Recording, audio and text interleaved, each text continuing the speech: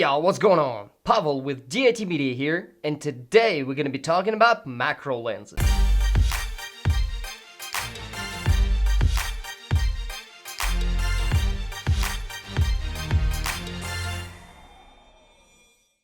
Before we jump into this video, I put out 2 videos every week, one on Tuesday, one on Thursday, so make sure you subscribe to this channel and show me your support so I can keep on doing this cool stuff for you guys. Macro lenses are an extremely cool and important tool to have if you are a photographer or a cinematographer. So what are macro lenses and what can you actually do with them? Macro lenses reduce the minimum focusing distance, allowing you to get really close to the subject and take those really close-up photographs. So for example, if a standard 50mm lens will have a minimum focal distance of, let's say, about a foot, which on this lens it is actually, it's about a foot, then the macro lens will actually have a minimal focal distance of just several inches. Like for example, on this lens, it's about 9.5 inches. So a little bit less than a foot, but what it allows you to do is it allows you to get really close to the thing that you are photographing and get that really nice close-up picture of it.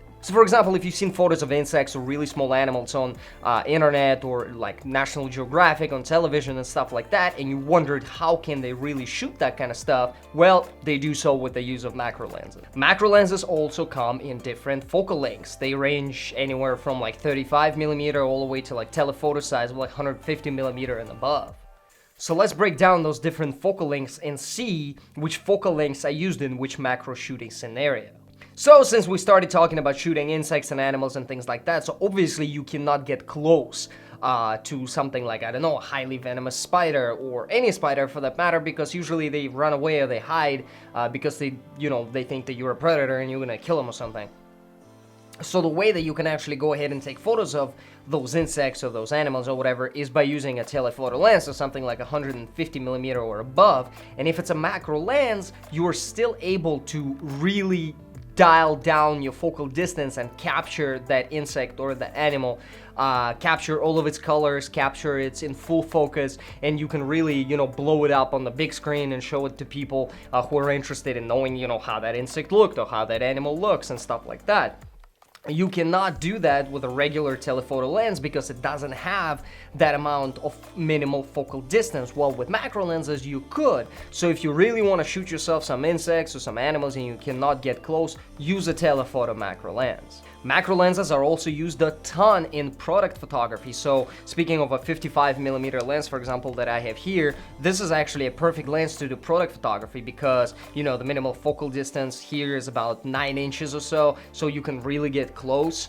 And what kind of products can you actually photograph with, that close of a range? Well, if you think about it, I'm sure you've gone on like electronic websites and things like that.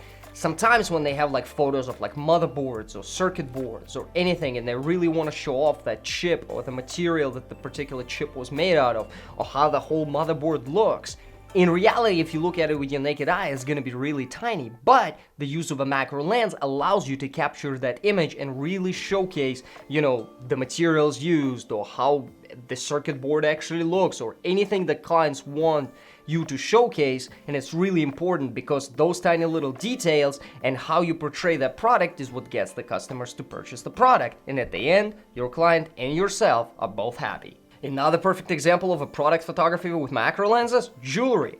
If you go on any jewelry website, you do realize that like rings, earrings, bracelets, necklaces, all of that stuff is really small and you can't really pick up, the fine details of a diamond or fine details of like a ruby or something like that. But with a macro lens, you can get really close, and sometimes by basically taking the really close-up image and then, playing around with it in post, you can really showcase the beauty of a particular necklace or an earring or a ring or whatever your client wants you to photograph, and then they put it on the website, and again, those macro images, it is what makes the sale go through because people really want to see the beauty of a particular product, and you cannot do that with normal lenses. So macro lenses are a really handy tool. If you're a product photographer, you should have at least one. I would probably recommend you having a couple ranging anywhere from like 50mm up until maybe you get yourself a telephoto, but definitely have a 50mm macro because it's gonna simplify your life and basically allow you to do so much more creatively with your camera than you were able to do before, and that is always nice to have. And just in general, macro lenses are really fun to play with. Like for example, in these shots where I shot some flowers and you can really see, you know, the drops of water on the flower and everything else is out of focus. So your eyes are actually just focused on that particular part of the image. Macro photography in general is really nice and it's really intimate. It allows the person who looks at the image to be really focused on this one specific aspect of the image. And that aspect is the most important part of the image because that's what you want them to see. So like in this image, for example, I really wanted to showcase that drop of water, and your eyes are naturally drawn to that because everything else is out of focus. You cannot, again, achieve that with regular lenses. Have to have a macro lens to do that. And there are tons of other examples of macro photography that ton of other photographers and cinematographers use because it's just so nice to be able to really, you know, bring in focus all of those tiny little details that surround us, and being able to capture that and later, you know, print it on a big piece of, you know, photo paper or put it on a big screen or something like that and look at it. And it's really, really nice when you are able to, you know, bring just tiny little specks, tiny little details that maybe some people don't even notice around, and you take a photo of that and you show that to people and people really go, wow, that's amazing, because macro lenses really allow you to really capture that tiny little image or that tiny little part of something that they haven't even noticed before. So you can say at the end of the day, you know, that's an extra, you know, lens, that's extra money, extra crap I gotta haul around and all that kind of stuff, and yes, that is partially true. However, at the same time, you have to keep in mind, by the way, that macro lenses don't just, you know, shoot really close-up stuff. They're able to actually focus like a regular lens, you know, they're able to, you know, shoot wider photos, like, and it doesn't have to be only macro stuff. So as I mentioned in my videos before, I think everybody should, you know, have a 50mm lens. Everybody should have a 50mm lens. That's like a max. So if you have, you know, a chance, you can get something like this 55mm macro, or, you know, pick any other. You can pick a 50mm macro from Zeiss that's like $1,500 or $1,000. This lens I picked up for like $50 at the local store. It's a 3.5 maximum aperture, so it's a little bit dark. But considering that I primarily use it, you know, in daylight or in well-lit situations where I'm shooting, you know, products and stuff, it's fine with me.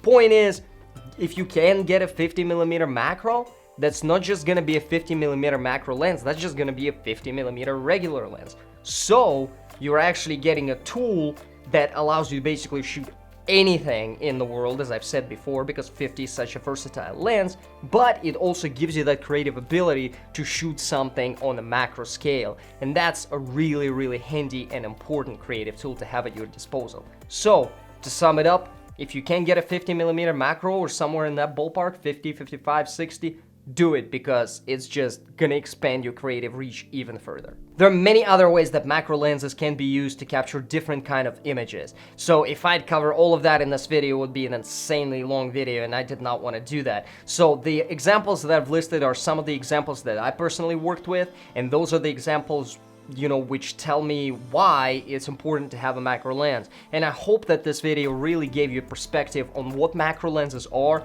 how to use them, which scenarios they're most useful in, and most importantly, you know, I hope it introduced you to something new and some other creative tool that you can use in your bag for your future projects. Do you use macro lenses? If so, what focal length macro lenses do you use? Leave those comments in the comment section down below and let me know what kind of, you know, lenses you use, what products you shoot, or what kind of shooting scenarios you like to use in them.